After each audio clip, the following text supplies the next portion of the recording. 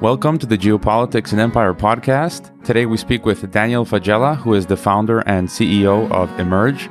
He is a sought-after expert on the competitive strategy implications of AI for business and government leaders and has been called upon by the UN, the World Bank, INTERPOL, and many global enterprises. Thanks for joining us, Daniel. Yeah, glad to be here. So, on to my first question. The military technology that was born of the last World War was the nuclear bomb. And now it seems that artificial intelligence is becoming, all the rage. We hear about it all the time. And it's the next weapon that will perhaps determine the economic and military supremacy of great powers in the future. So to start us off, can you talk a little bit about the defense and security implications and how might AI change the face of warfare in the near or distant future? Yeah, there's a lot to dive into here, and actually a good deal. I mean, you'd mentioned the World Bank or the United Nations and Interpol, and a good deal of what our research is focused on is defense and security. Certainly, there's a bunch of money going into this space. Even a lot of the people in the Bay Area, in San Francisco and Silicon Valley, formerly, aren't necessarily aware that DARPA, sort of our defense innovation wing here in the States, was the early funder of just a tremendous amount of early artificial intelligence work. Now, relatively speaking, we could say that probably the bulk of innovation is outside of defense, but certainly there's still a big driver. If we talk about big kind of shifts and changes, I'll tell you sort of broad stroke, and then if you want to poke in a little bit deeper on any specific areas of security and defense, we could go in a lot of directions here.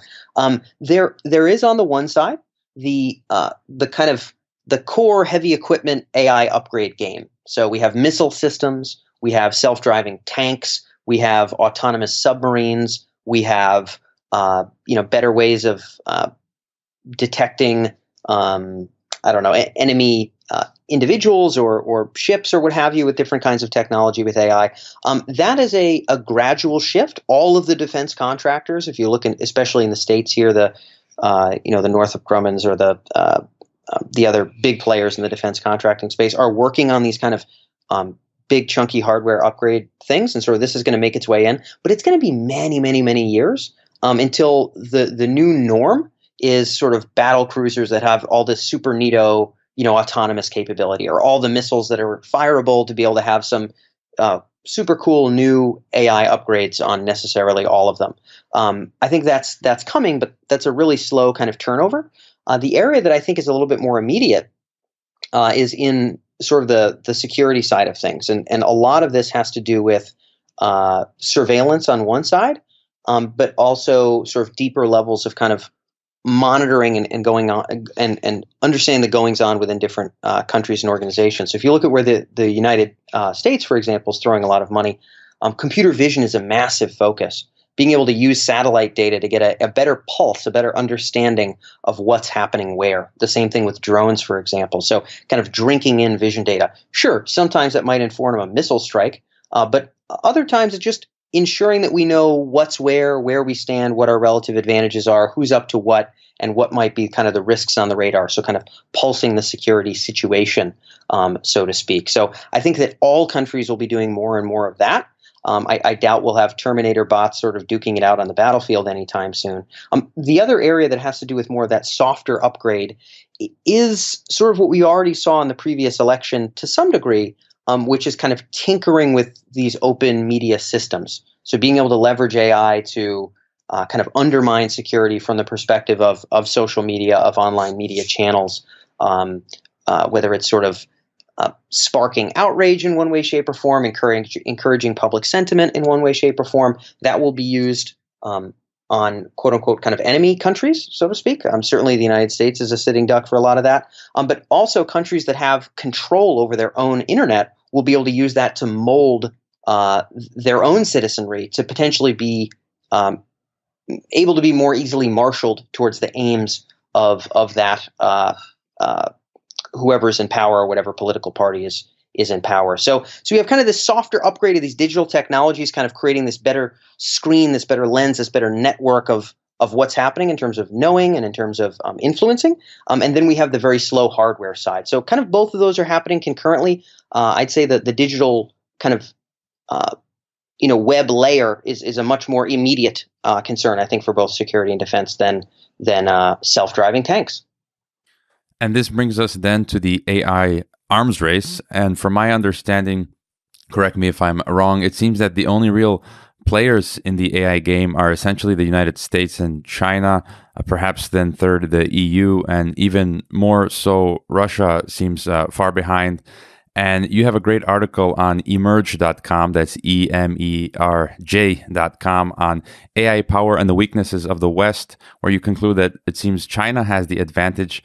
And your conclusion seems to agree with that of the renowned Chinese-American expert Kai-Fu Lee, who wrote AI Superpower. So could you tell us more about the state of the competition of the AI arms race and who's got the greater overall advantage? Yeah, and it's a tough ball game, and I definitely don't want to come across like the kind of fellow who's framing this as as if it necessarily has to be a conflict. It really is unfortunate. I don't know how to escape from the state of nature. I don't know how to find the grand moral alliance in the sky that will make everything friendly. The world, I think, inherently isn't. Just in terms of my own stance, it's a little bit more of a concern around the CCP than it is around, let's say Chinese culture, Chinese people. But for that reason, given what the CCP can do, I think it's relevant to keep a pulse. So I'll cover this from two different bases. I'll talk about sort of the potential technical advantages that China might be able to wield. And then I'll talk second about the cultural, which for me are actually a much bigger point of emphasis. So we'll talk technical, see if you have any questions, and then we can dive into cultural. I've got a lot more thoughts on this. I spoke for the United Nations in Shanghai. I've been able to interview a lot of great AI researchers and entrepreneurs, including many who've moved to the United States, but who are still formally residents of China and citizens of China. So on the technical side, the current state of affairs, again, as you'd mentioned, really the US and China are the players. Some people will throw the EU in there. I don't think in 10 years many people are going to be throwing the EU in there. I hope somebody proves me wrong, but I'm just going to, just throw that out. Currently, China has less talent and they have less great schools. This is sort of the on the technical side where they have kind of where it is to their detriment. The present state of affairs, you just don't have a Boston or San Francisco per se in China. Beijing is a big deal, real deal city, massive population. They're only getting more and more into AI education. But the state of affairs is the real talent is going to be in the Bay Area, New York, and Boston. And elsewhere in the world than China right now. So they have that as a bit of a downside. But they have a much greater ability to wield and follow through on a vision for AI. So Xi Jinping is obviously quite convinced that artificial intelligence is an important thing for China. Unless the mandate of heaven falls apart, Xi Jinping will sit there until he's dead, as many an emperor has, and will be able to potentially carry forward with that vision in a much more kind of fluent and cohesive way than whoever comes after Trump. Many of us are hoping that Trump won't be in that chair for all that much longer. But whoever's after him, who knows what direction they're going to go with AI. So China has this ability top down to really marshal enthusiasm, to really activate the academic world. China has a much more direct ability to steer the universities. There's universities that teach Xi Jinping thought. I assure you, my brother, I live in the United States. I live in Boston, which is the academic city of my country. There is no Donald Trump thought taught at universities. Hopefully the audience will be grateful to hear that. So they have the ability to wield and follow through on a vision. Also the ability to kind of drink in whatever it is that the West develops. So the United States is rather open. I think the sentiment is pretty good here to be able to share things as much as possible, as many academic innovations, even within companies, within Facebook or these other Microsoft, anywhere with a huge AI lab. These are people that are excited to be published, right? They're not Wall Street traders who just want to make a lot of money, although trust me, many of them are making tremendous sums of money. They also want to be published. They want to be pushing the science forward and be known for that and to share that. And so the priority is actually to do exactly that. And so China is able to kind of drink a lot of that in. The same sort of yearning to share with the rest of the world, I don't think is the case in China. And even if it was, they're smart enough to be able to drink in a lot of English. But in the West, we're not, I think, maybe as smart, or maybe just don't have the technology or enough people that speak it to be able to drink in, Mandarin. So there's just not the same degree of kind of cross pollination. So I think they win that game as well. And I think lastly, when we talk about Xi Jinping being able to really wield academia, really wield the private sector, really bend things sort of to a coherent sense of vision, which may be guided by him 10 years from now, 15 years from now, who knows? Part of that also has to do with propaganda and surveillance tech. They are really winning the game when it comes to, now I'm not saying it's a game everybody wants to win. I'm not saying I would want to win the game, but I'm just saying it's a thing. They're really winning the computer vision game. Facial recognition, surveillance writ large, sort of the monitoring of people and of communications. They're really clamping down. The Confucian culture there, which we'll get into in a bit, kind of allows for that to a greater degree. And I think that that's going to lead to not only the ability to surveil, but to promote propaganda, to be able to really wield the beliefs of the people, to really move people in directions that are coherent and conducive to the power of the CCP. So I think technically China has some weaknesses, but they do have a lot of good openings and great opportunities from a purely power perspective. And so you've also written about the trend of China rising as a superpower and the U.S. empire declining. And I would agree with you as well. It's just like we're talking about these things. It's not whether we like it or not. It's just that's how things are. That's the reality. And you've written that the empire or kingdom of the future will be based on the creation and wielding of AI, which is interesting. And you've also said that conflict isn't inevitable, but likely. So, how do you see these trends playing out between the two superpowers and beyond the current trade war skirmish, if I might call it that? What might conflict look like?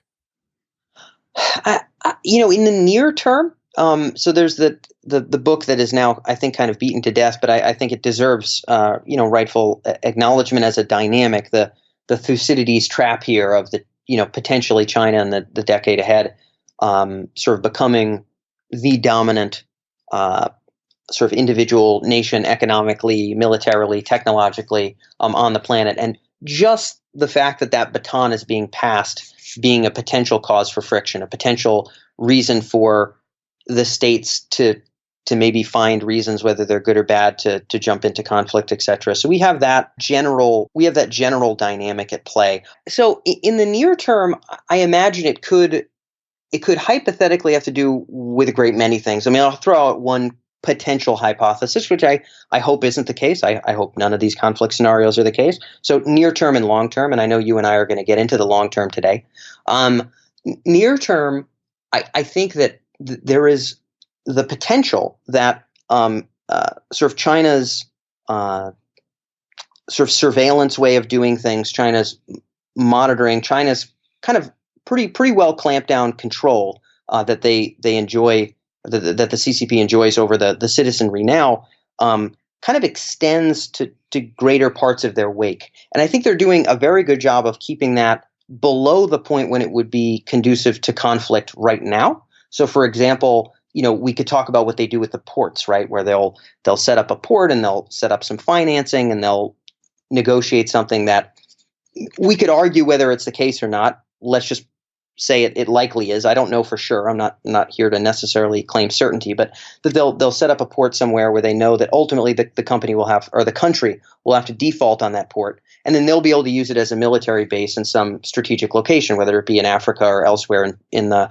kind of Asian seas somewhere, where they can then kind of garner another base for their own operation. So when that sort of becomes, so right now, I think the reason that is done in the way that it is, in other words, it's like financial wielding of power. They're like building their military might by these very sort of indirect means, these kind of gradual, non-conflictory means. I think one of the reasons that that's the case today is because they know that if things went all out tomorrow, they're not going to win that fight tomorrow.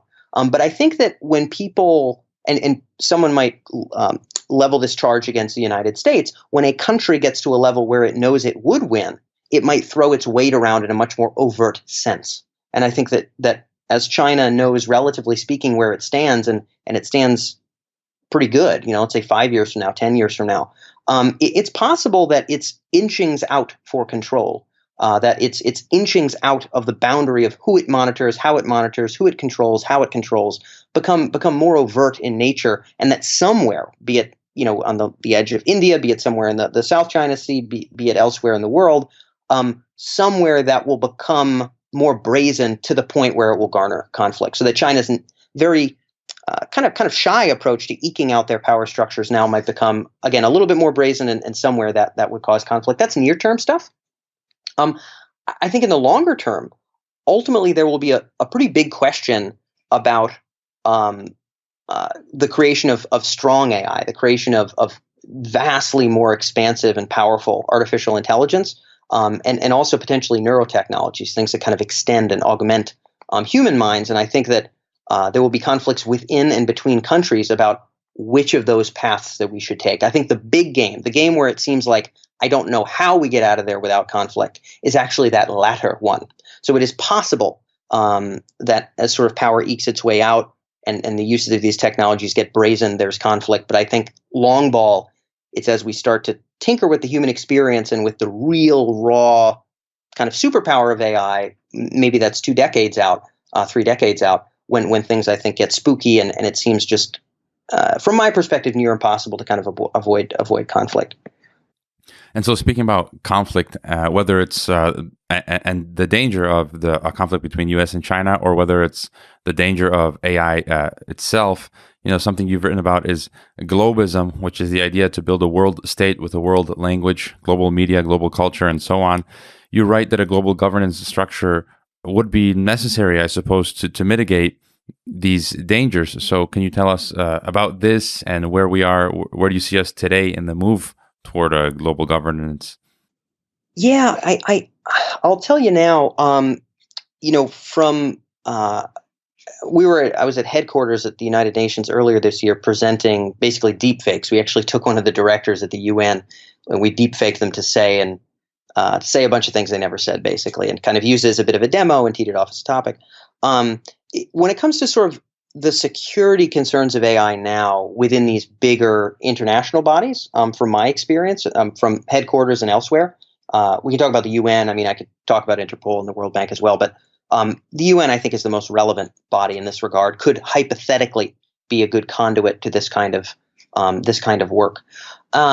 Really, the concerns today are very much not about what we are just talking about, which is, hey, this will pose such a radical shift to the human condition, such a radical shift to how we communicate, how we live, how existence as a human being actually plays out, that we were really going to have to monitor how this stuff shakes out, or even the grand destructive power of it, if we want to talk about autonomous weapons or much farther implications. Really, right now, a big bulk of the conversations are more so around how can we marshal more of these technologies to potentially, prevent terrorism or other kinds of conflict, whether it's financial crime for funding terrorism or whatever, or just around the privacy security stuff. So, hey, AI is coming. We really need to make sure it doesn't infringe too much on human rights. We really need to make sure it's very inclusive in terms of genders and cultures and things like that.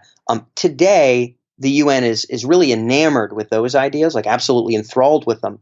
And I think less so even considering the long ball sort of governance of the creation of strong AI, of kind of neurotechnology and the real future of the human experience. I think that they're not there yet. There are some folks. The name of the organization wholly evades me at the moment, but the fellow who heads it up is Wendell Wallach, who's a buddy of mine who I've known now for half a decade, who's working on sort of brainstorming, developing, bringing together different expert groups around what would international governance of these technologies look like. But from my perspective, the current traction is rather low. It's really brainstorm mode. And when it comes to the UN, this stuff is not really on the radar in a big way. It's much more privacy, security, kind of human rights, inclusiveness. That's what the UN cares about as of today, or seems to. I can't speak for them. I won't speak for them. But if I give you my experience, that's what it is. And so to go a little bit deeper, a little bit more esoteric, if you will, some experts believe that AI capabilities will become great and develop very soon, while others believe that it will take a long time and that there is a limit to how far AI can go, especially in terms of superintelligence and cosmism. This idea of humanity building artificial artilects or godlike, massively intelligent machines that will become a new and dominant species. So, what are your thoughts on the potential of AI? How far can it go, as well as the limits? Yeah, I mean, I'm well. I'm glad that your audience is into this stuff. By the way, I very rarely get to speak about this in defense or sort of international governance conversations. But ultimately, I think these are the big questions. When we talk about sort of what is it all about, so we've actually done a lot of polling here at Emerj. We have access to a lot of PhDs. We've done Lord knows how many, probably thousands of interviews at this point. And so we'll occasionally zip out a poll to 30 or 40 AI PhDs and get a sense of by when do you suspect that the singularity might occur, where machine intelligence would surpass humans and continue to improve kind of exponentially? By when do you suspect we might have machine consciousness? And so we've done a number of these different polls. And there's a lot of folks, as you had said, who have PhDs from very good schools, who believe that hundreds of years from now, it's extremely unlikely that we're going to have anything more intelligent than people in a general sense. We also have many, many experts, dozens from very good schools with PhDs in AI or related fields, who are of the belief that in the next 30 years, it wouldn't be tremendously surprising if we had post-human intelligence. And so for me, as a guy who doesn't have that kind of schooling, and I have to respect that I didn't go to school for that. I have a master's in cognitive science. It's not the same as a PhD AI from Carnegie Mellon. I sort of have to play the middle ground here. I do not in any way, shape, or form write off the big game concerns of post-human trajectory. And I think that if we can survive for long enough, it seems pretty likely that something of that sort will occur. The confluence that we see when we poll people, and this is very anecdotal, is maybe in the 2060 range. Now, if you come back to me in 2060 and I poll those same people again, maybe they'll say it's the year, 2100 or something. Maybe it always moves back by the same increments. But if we just talk to experts now, there seems to be a little bit of a hump in terms of time horizon guesstimates in that 2060 range. So for me, I think as humanity, it's paramount that we consider what is this all about? What are futures that we would consider preferable? Some of those, preferable or non-preferable, and some of those have to be creating something grander than we. Some people would see tremendous meaning and value in being able to do that. Other people would believe that there's nothing more sacrilegious and there's nothing worse. And I think that this is where we get into the big conflict stuff. There, I think, will be a grand conflict between the people who think we need to upgrade our brains, build super intelligent AI, and people who can't imagine anything worse than taking humans off the top of the totem pole. All kinds of great writers have written about this stuff, but yeah, I see those conflicts as extremely real. And if I was if I was a betting man, you were gonna ask me to throw down money here, I would say I will likely see a good deal of that within my lifetime. I'm betting that I will see a good deal of that conflict between should we not within my lifetime. So I'm not going to say I'm pro-cosmist, but I'm going to say we should not write off those concerns. That's my take. Yeah, I can't remember the title of that film with, I think it's Ethan Hawke, which has to do, I think, somewhere in the future where a lot of humans are augmented somehow, and he's just normal human, and he has to kind of try to fit in. Is it like Galactica or something like that? Something like this. But Yeah. just to go a step further, you talked about the singularity, transhumanism on your website. You talk about the transhuman and post-human transition, as well as the uploading of consciousness, I guess, through technology and uploading it to a computer. Could you just comment? So if this cosmism came about, what would it look like? I mean, it's pretty far out, and you said it could be 2060. Who knows when? Who knows? Yeah. What might this kind of look like?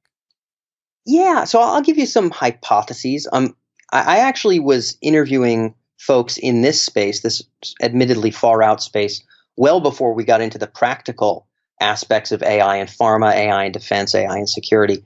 And back then, 7, 8 years ago, almost nobody cared about this stuff. But yeah, to paint a bit of a picture, I think that the hypothesis here is that we will see enough progress in terms of artificial intelligence, and we'll potentially begin to see some progress with extending human cognition with neurotechnology to the point where the idea will open up. And this idea is wide open to a very small group of human beings today. But the idea will open up that ultimately, in order to sort of expand whatever we think is good. So define good. Good might be, understanding what is going on in nature and what's happening in this big crazy universe that we don't understand. Okay, maybe that's the good. Maybe the good is expanding bliss, conscious, self-aware life, sort of experiencing ranges of gargantuanly positive emotion. Maybe that's the good. Whatever the good is, it will come to dawn on a great many people that if we can expand consciousness and intelligence vastly, then we can really magnify the good, kind of like a much broader laser beam that could potentially populate, our galaxy here with AI that could represent whatever that good is. And so I think that this might supplant the same need that we have for religion. And I'm not in any way downgrading Cosmism. I'm not insulting Cosmism by saying this. I'm saying that as human beings, I think meaning is rather important to us. And I think that for folks who have a tough time looking at all the religious books and figuring out which one of them is real, I think that there will be some appeal to, even if there is no book that can tell us all the answers, maybe there's at least a path where we could kind of figure out. So I think that our highest, loftiest aspirations for many people sort of born, let's say today, 2020, 2019, the highest moral aspirations, the highest longings for meaning might lend themselves better to the expanse of technology, which is a little bit more tangible than a after-death reincarnation scenario that gets talked about in this book, or some walking on the clouds with grandma again conversation that they talk about in this other book. I think we might hang our hat of hope, hang our hat of meaning on something that might be a little bit more tangible, because I think at some point there will be so much progress on AI and neurotech that it'll be hard not to hang our hat there. Many people will continue with their traditional religious beliefs, but I think Cosmism will take off when everything we conceive of as good, everything we can conceive of as meaning, we can latch onto the expanse of that which can conjure it itself, intelligence, consciousness itself. And as we start to marshal that and wield that, and to some degree master some of that in the coming, let's say, 2, 3, 4 decades, maybe it's centuries, right? But I'm giving you maybe 4 decades. I think more and more people will have those ideas. And so I see Cosmism as at that point, right? Today it's very much, science fiction weirdos or whatever. But I think at that point, when it becomes so evident for many people, I think it'll be hard for it not to be quite a grand movement, quite a popular movement. So this brings me to, I guess, one of my final questions that I think brings everything kind of together with everything that you've said previously. You've written that all competition between the world's most powerful nations or organizations, whether economic competition, political, or military, is about gaining control over the computational substrate that houses human experience and artificial intelligence. So again, for me, I guess that refers to everything from laptops, smartphones, video games, VR, AR, internet, and 5G, smart homes, smart cities, IoT. Yeah. All of this, which is can you describe this prize that everyone is seeking? It's an interesting term, computational substrate that houses human experience. Yeah, I call this the substrate monopoly kind of dynamic. And by the way, I could be wholly wrong about this hypothesis. It's really a hypothesis that I have, that companies like Microsoft, companies like Baidu, and certain people, certain savvy folks in the leadership of the CCP and the leadership of the United States are well aware that this is the game. And I'll kind of frame for you what the game is. So over the course of so if you look at the last 20 years and you look at sort of total amounts of screen time, like really immersive, engaged screen time, you obviously see some kind of ungodly level of catastrophic increase in terms of how much we live in digital systems. I mean, it's kids who were born 10 years ago, I think the digital world is the physical world. They're not different. It's like your personality on Facebook or whatever is is as important, or let's say maybe 5 times more important than your wardrobe, right? Than your car, than your whatever. These digital worlds are what we do. For me, my previous company was actually a remote company. Right now, here at Emerj, we have plenty of folks that work around the world, and you know, the way that we make our money is in these worlds. I have people writing code. I have people, making phone calls or doing Skype calls and looking people in the face who are on the other side of the world and asking them questions.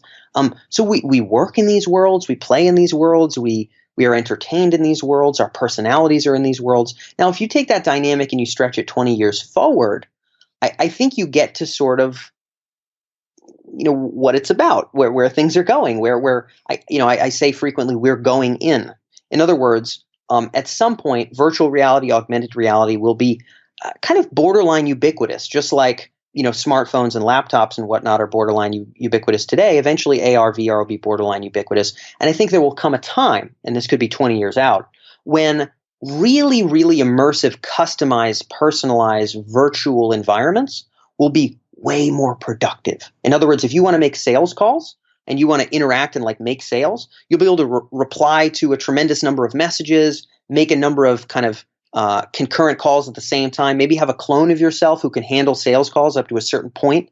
And by existing in these sort of more immersive tools, you'll be able to make astronomically more money and have better career prospects. And the opposite will also be true. If you completely neglect these technologies, you'll have a hard time getting a job. Imagine if I told you right now, I don't know how to use a laptop and I also don't have a cell phone. You would say, well, your career options are very limited right now. Now, in 20 years, if anybody thinks that Microsoft Word and using a cell phone are going to be like the barometers of, are you modern? Do you know how to use WordPress or something? These are going to be the barometers of do you have a modern skill set? That's obviously ridiculous. It's going to be whatever the next paradigm is. So immersion will not only be better entertainment, better ways to connect with friends around the world or what have you, better for that kind of relational sense if folks aren't close to you.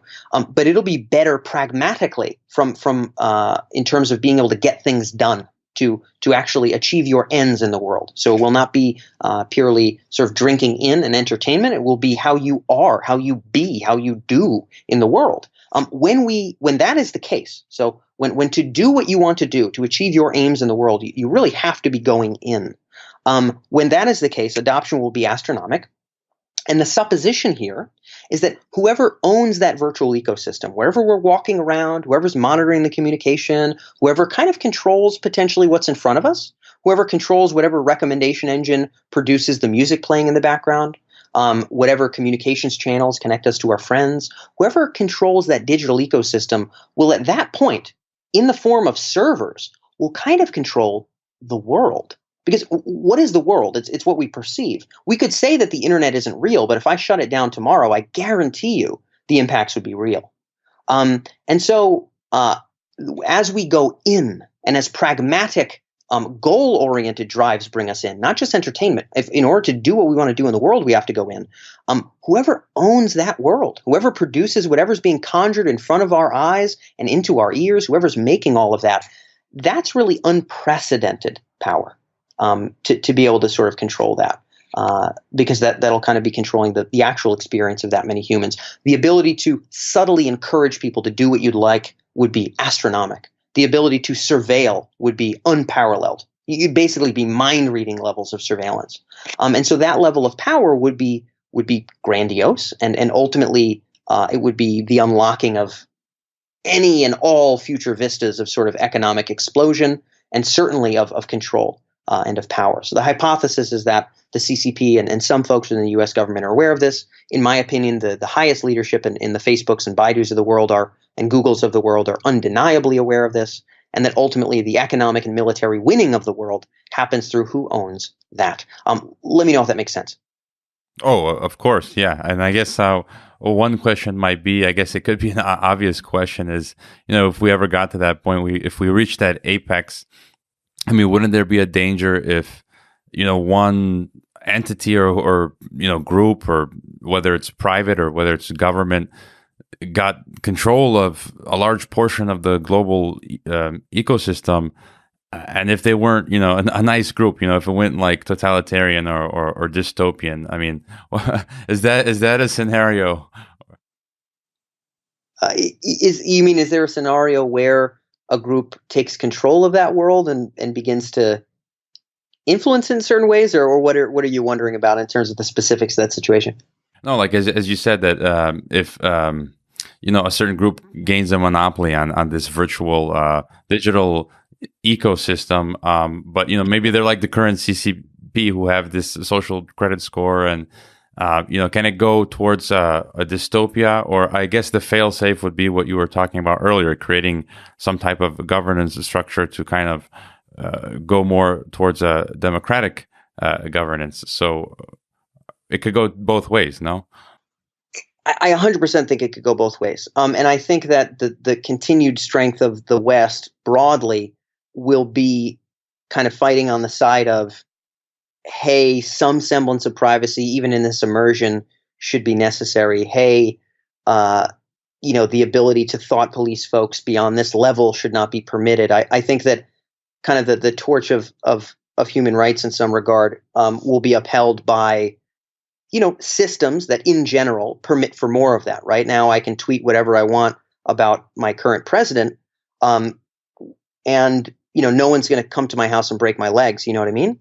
And in an immersive world, obviously the punishments could be very immediate. The tracking could be very easily down to a person. And yeah, I think that as we go in, so to speak, who will run that show and what will that ultimately mean? I think China has an advantage here that they already have a citizenry who is sort of, in a great many ways, kind of used to this. They are used to this level of control, not only from kind of Confucian values, which, by the way, are not necessarily bad at all. They're just awesome if you're a tyrant. Like, they're the best values in the world if you're a tyrant. Xi Jinping is in just the greatest position in the world. I mean, you don't want like Pericles as your intellectual hero if you want to be a tyrant. You really do want kind of Confucian values, which again were never intended to be bad at all and have many great lessons in them. But there's a little bit more pliability there, and I think the opportunity for China would be if they could wield ultimate control over their digital space, which they're going to do way faster than the United States, way faster. If they can wield that control in a way that in some way gets people to kind of prefer it. Maybe they can infer the benefits in some way, and they can wield that propaganda to be able to convince folks that maybe that's good, and they can find a way to expand that. They might be in a position to kind of influence that global dynamic of, as we all start to go in, sort of who controls what and how much. I think the CCP has an opportunity from a pure power and control perspective to sort of really get the head start on running the substrate monopoly on their own citizenry and potentially being able to expand that, get experience in that, wield influence in that. And I think that the world that wants to operate on a different set of values should really be considering, how are we going to pull that off? And will China have a great advantage by being able to propagandize the benefits of the the totalitarian side of the game, which I think would definitely behoove the party in power. So these are concerns for the future, but I think we should be talking about them now. Is there any final thought you'd like to leave us with, or any point that I didn't bring up that you'd like to mention? Yeah, sure. I mean, for the folks who are tuned in, I imagine you have people all around the world. I'll bring this up specifically for the sake of the States, but maybe just the West in general. I'll leave on this note, I guess, in terms of final point that really ties into what a lot of what you're talking about. I think that a lot of the conversations around AI ethics in the West, and rightfully so, are really well anchored in privacy and security, in human rights and inclusion, that these are really preeminent drums that are being beaten in the AI ethics conversations in the West. And I think that is by all means a good thing. And we have reason to be proud of it and to uphold it. I think that one consideration, one very important ingredient that should be added into the milieu, into the mix of the AI ethics conversation in the West, is the idea that the West's relative strength is what actually permits those values to be upheld. So if we want to talk AI ethics, we also have to talk about our relative technological predominance, our relative economic power, our relative strength in the international world, because freedom of speech does not exist in thin air. Freedom of speech exists because countries are strong enough to uphold it. And so I think the West needs to consider that AI ethics needs to consider the strengths of their damn nations. And I wish that was part of the conversation today, and it is very much not. And so I will leave us with that. All right. And how can people best follow you and your work online? Yeah.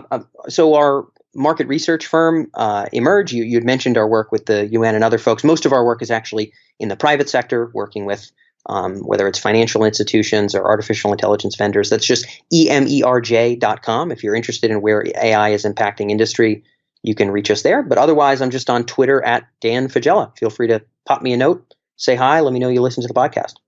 All right. I encourage listeners to go check out the website.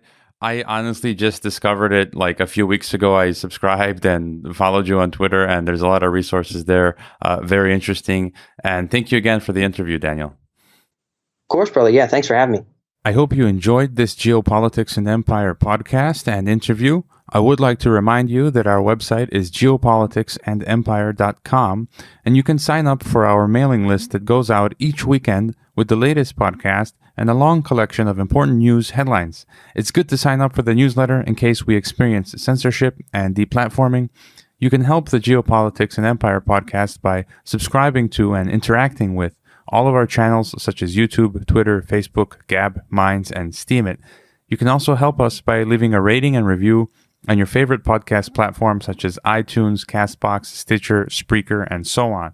Finally, if you value our work and our mission and would like to see us continue interviewing experts from across the political spectrum, please consider leaving a one-time donation via PayPal or Bitcoin or becoming a regular monthly supporter on our Patreon. All the links can be found on geopoliticsandempire.com. Thanks for listening.